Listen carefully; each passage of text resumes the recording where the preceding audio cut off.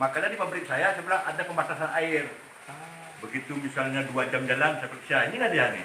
Oh, periksa suhunya. Di sini. Di sini. Ini baru isi lain. Enggak, maksudnya gini, kalau misalnya oh ini dingin kali, udangkan air masuk. Oh, Ya kan ini kan hidup, ikan ini panas hidup. sekali tambah Nah, air. tambah air masuk. Oh, oke. Ini pas seperti Foto-fotonya macam putih itu. Ini pergi matahari. ini Terbang. Makanya kalau ada orang-orang di luar,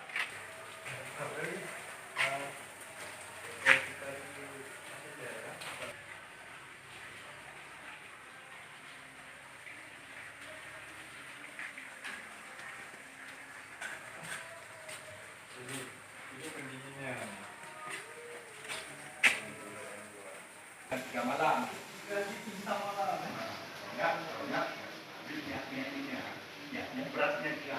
Iya, iya. Dihancurkan sini. Itulah model ampasnya. Ini model ampas itu di grindernya. Grindernya apa? Kalau ampas-ampasnya di luar tuh. Karena itu harus di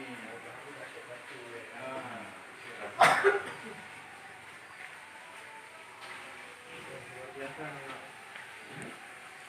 Udah mobil.